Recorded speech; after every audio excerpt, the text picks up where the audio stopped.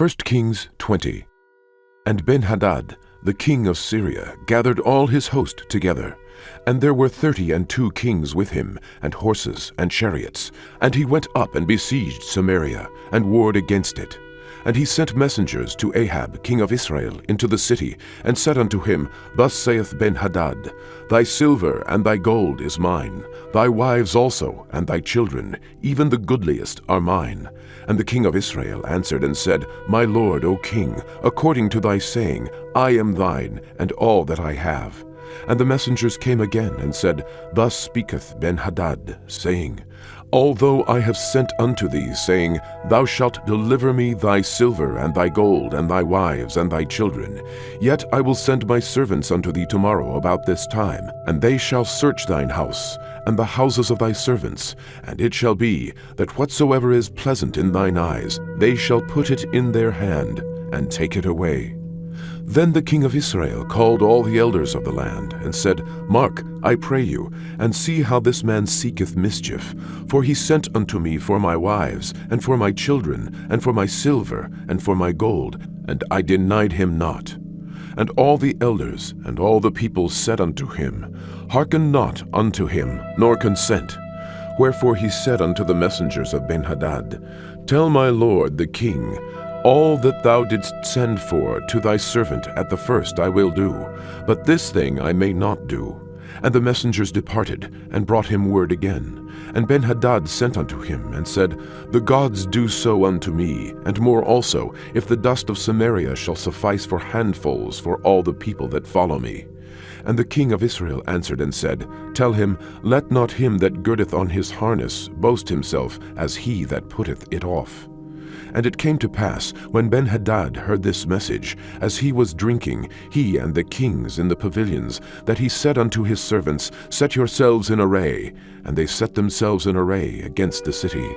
And behold, there came a prophet unto Ahab, king of Israel, saying, Thus saith the Lord, Hast thou seen all this great multitude? Behold, I will deliver it into thine hand this day, and thou shalt know that I am the Lord.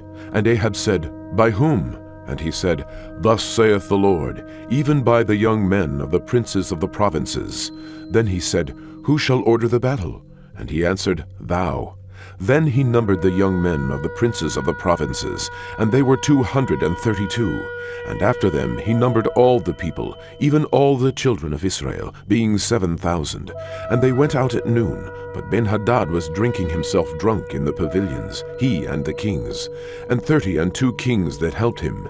And the young men of the princes of the provinces went out first. And Ben-Hadad sent out, and they told him, saying, There are men come out of Samaria. And he said, Whether they be come out for peace, take them alive, or whether they be come out for war, take them alive. So these young men of the princes of the provinces came out of the city, and the army which followed them. And they slew every one his man. And the Syrians fled, and Israel pursued them, and Ben-Hadad the king of Syria escaped on an horse with the horsemen. And the king of Israel went out, and smote the horses and chariots, and slew the Syrians with a great slaughter. And the prophet came to the king of Israel, and said unto him, Go, strengthen thyself, and mark, and see what thou doest. For at the return of the year the king of Syria will come up against thee. And the servant of the king of Syria said unto him, Their gods are the gods of the hills, therefore they were stronger than we. But let us fight against them in the plain, and surely we shall be stronger than they. And do this thing, take the kings away, every man out of his place, and put captains in their rooms. And number thee an army, like the army that thou hast lost, horse for horse, and chariot for chariot, and we will fight against them in the plain. And surely we will be stronger than they. And he hearkened unto their voice, and did so. And it came to pass, at the return of the year, that Ben-Hadad numbered the Syrians, and went up to Aphek to fight against Israel. And the children of Israel were numbered, and were all present, and went against them. And the children of Israel pitched before them like 2 little flocks of kids. But the Syrians filled the country. And there came a man of God, and spake unto the king of Israel, and said, Thus saith the Lord, because the Syrians have said, The Lord is God of the hills, but he is not God of the valleys. Therefore will I deliver all this great multitude into thine hand, and ye shall know that I am the Lord. And they pitched one over against the other 7 days. And so it was, that in the 7th day the battle was joined.